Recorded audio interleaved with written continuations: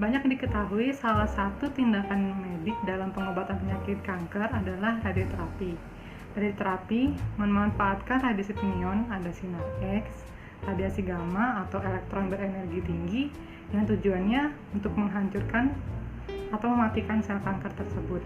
Juga dapat mengurangi ukurannya, mengurangi gejala yang menyertainya, dan juga dapat sebagai pencegahan. Namun, tindakan radioterapi ini meminimalisir atau memberikan sedikit mungkin efek negatif pada jaringan sehat di sekitarnya.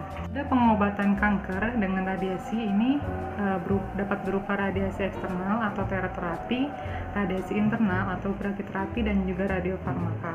Salah satu pesawat radiasi eksternal atau terapi yang menggunakan sumber radiasi pada bagian luar tubuh pasien ini adalah LINEC atau linear. Akselerator linear ini adalah sumber sinar X dan elektron yang paling baik digunakan dalam pengobatan terapi kanker. Nah, radiasi dari akselerator pada dosis tertentu digunakan untuk meradiasi tumor dan kanker yang sangat berbahaya jika dilakukan operasi. Sinar X dihasilkan dari akselerator elektron dengan cara menembakkan elektron pada suatu target. Terapi menggunakan LINEC dilakukan dengan memaksimalkan distribusi dosis pada kanker dan meminimalkan distribusi dosis pada organ sehat di sekitarnya. Distribusi dosis kedalaman maksimumnya berada di sekitar permukaan dan turun secara eksponensial ke dalam jaringan. Ini berakibat bahwa jaringan normal yang ada di permukaan akan mengalami cedera oleh berkas radiasi tersebut. Sedangkan untuk berkas partikel seperti proton, neutron, dan sebagainya, distribusi dosis kedalaman maksimumnya berada di tempat tumor atau kanker berada, dan dosis minimumnya itu berada di sekitar permukaannya. Sedangkan untuk pesawat teleterapi lain, yaitu ada pesawat Cobalt 60, salah satu contoh pesawat teleterapi yang menghasilkan sinar gamma untuk mematikan sel kanker, pesawat sinar X, dan juga pesawat mega voltage elektron. Nah, untuk dapat melaksanakan terapi dengan baik, sangat diperlukan membuat perencanaan dalam sistem perencanaan pelakon atau treatment planning system atau TPS terhadap tumor yang akan disinari, dan diperlukan juga pengetahuan tentang karakteristik, dimensi, dan posisi tumor serta karakteristik radiasi sumber. Namun dalam perawatan radioterapi, kegagalan perawatan dapat menyebabkan perawatan menjadi tidak akurat. Oleh karena itu, kontrol kualitas atau QC dan juga jaminan kualitas atau QA menjadi salah satu tanggung jawab daripada fisikawan medik. Jaminan kualitas dalam radioterapi merupakan semua prosedur yang memastikan konsistensi dari resep medik dan pemenuhan yang aman dari resep itu mengenai dosis ke volume target bersama dengan dosis minimal ke jaringan normal, paparan minimal personel, dan pemantauan pasien yang memadai yang ditujukan untuk menentukan hasil akhir dari perawatan. Sehingga fisikawan medik juga perlu menafsirkan dalam hal apa dampaknya untuk pengobatan dan juga dapat memberikan saran yang sesuai kepada dokter. Seringkali melakukan pemeriksaan harian terhadap pemeriksaan keamanan fungsional. Tes-tes lain juga dilakukan fisikawan medik yang diperlukan dalam protokol. Fisikawan medik juga perlu mengkoordinasikan dengan berbagai kelompok yang terlibat dalam QC atau QA ini.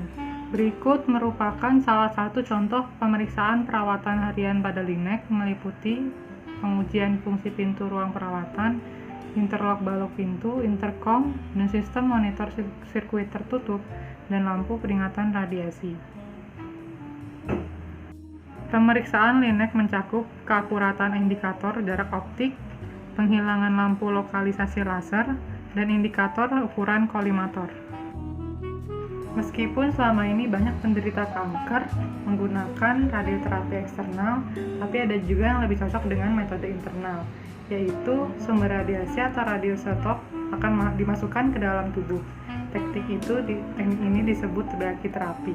Teknik brachytherapy dilakukan dalam jarak dekat atau menempatkan bahan radioaktif ke dalam dan berdekatan dengan sasaran radiasi. Area yang akan diradiasi ini jauh lebih kecil sehingga hanya jaringan kanker atau tumor yang akan memperoleh dosis radiasi yang tinggi. Hal tersebut memungkinkan pemberian dosis radiasi yang besar pada kanker, namun jaringan sehat di sekitarnya tetap aman. Dosis kemudian diberikan secara terus-menerus, baik dalam waktu singkat untuk implan sementara atau sepanjang umur sumber hingga peluruhan total untuk implan permanen. Nah, sumber brachytherapy paling umum memancarkan foton, namun ada dalam beberapa kasus beta atau sumber pemancar neutron. Secara umum, ada dua jenis utama perawatan brachytherapy. Intracavitary, di mana sumber ditempatkan di rongga tubuh dekat dengan volume tumor, dan juga interstitial, di mana sumber ditanamkan dalam volume tumor. Keuntungan fisik dari perawatan brachytherapy dibanding dengan radioterapi eksternal adalah peningkatan pengiriman dosis lokal ke volume target yang diinginkan. Kerugiannya adalah bahwa brachytherapy hanya dapat digunakan dalam kasus di mana tumor terlokalisasi dengan baik dan relatif kecil. Kegiatan quality control dalam brachytherapy meliputi program harian, mingguan, kuartalan, dan tahunan. Harian meliputi sistem pengamanan interlock, panel kontrol, pemeriksaan visual dan kebenaran data persiapan dari printer. Mingguan meliputi kebenaran pemuatan sumber aktif pada posisi sumber tiruan dengan simulasi, juga penetapan sumber aktif. Kuartalan meliputi kalibrasi, fungsi timer, kebenaran pemeriksaan terhadap pemandu sumber dan penghubung, serta kesatuan mekanik. Tahunan meliputi algoritma perhitungan dosis dan peragaan kondisi kecelakaan. Sekian penjelasan singkat mengenai radioterapi, teleterapi, dan brachytherapy. Semoga bermanfaat. Terima kasih.